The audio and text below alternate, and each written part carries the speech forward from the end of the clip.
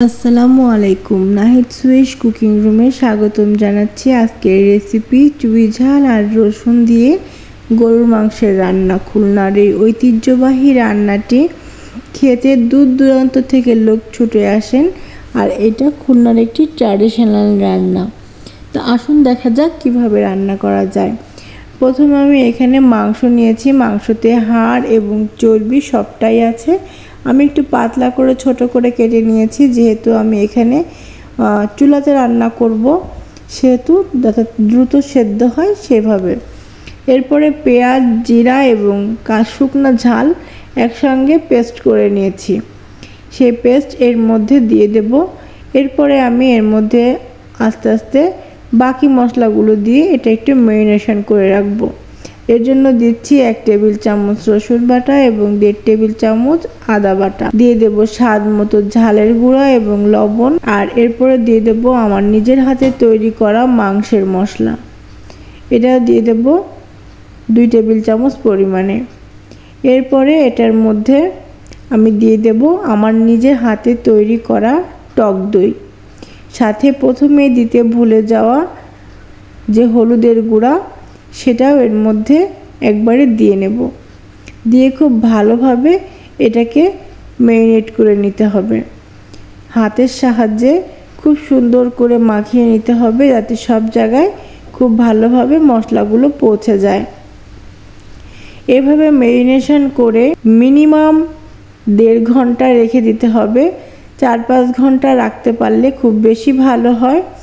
আর সেক্ষেত্রে সকালের দিকে মাখিয়ে রেখে দুপুরে রান্না করলে বা সকালে রান্না করার জন্য হলে রাত্রেবেলা মাখিয়ে ফ্রিজে রেখে দিয়ে সকালবেলা রান্না করা যায়।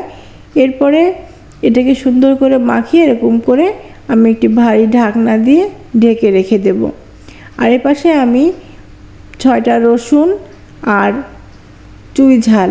চুই ঝালগুলোর ডাল যেগুলো, ওগুলোতে খুব ঝাল হয় কিন্তু একটু শক্ত হয়, তো ওগুলো আমি কেটে টুকরো করে নিয়েছি এবং রসুনের উপরের মোটা খোসা ছাড়িয়ে নিয়েছি। কিন্তু রসুনের আগা মাথা কোথাও কাটা যাবে না, ফাড়া যাবে না, রসুনগুলো আস্ত থাকবে এবং কোয়াগুলো রসুনের সঙ্গে লাগানো থাকবে।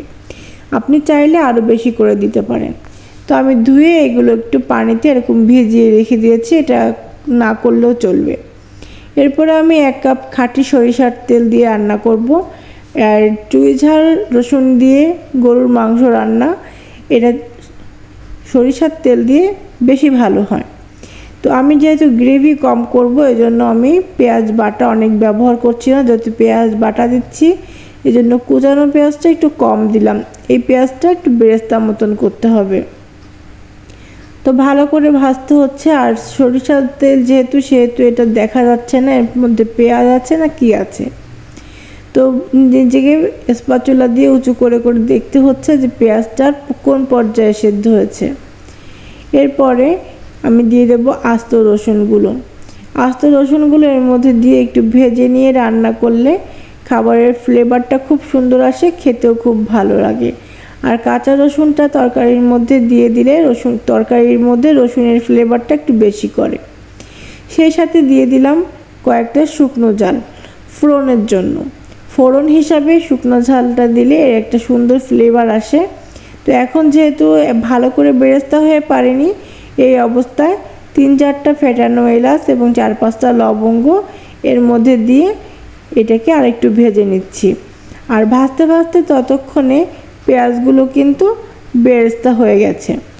এবারে খুব সুন্দর করে ভাজা হয়ে গেলে এই ভাজার মধ্যে আমি দিয়ে দেব তেজপাতা এবং দারুচিনি দিয়ে আর 1 মিনিট মতন ভেজে এবারে যে মাখিয়ে রাখা বা ম্যারিনেট করে রাখা মাংস ছিল সেটা আমি এর মধ্যে দিয়ে দিচ্ছি। মনে রাখতে হবে যে এই মাংসে পানি না দিলে ভালো হয়, এবং দিলেও অতি সামান্য মাংসের পানিতেই মাংসটা রান্না হবে এবং এটা অনেক ঝোল হবে না, এটার গ্রেভিটা ঘন হবে না, কিন্তু এটা একটা গ্রেভি তৈরি হবে। এটাই হচ্ছে রান্নার বৈশিষ্ট্য। আপনি চাইলে এর মধ্যে আলু ব্যবহার করতে পারেন, তবে আরও খানিক সময় পরে, আর সেই জন্য আলুগুলোকে ভেজে রাখলে ভালো হয়। সামান্য লবণ হলুদ দিয়ে তেলের পরে ভেজে রাখতে হবে।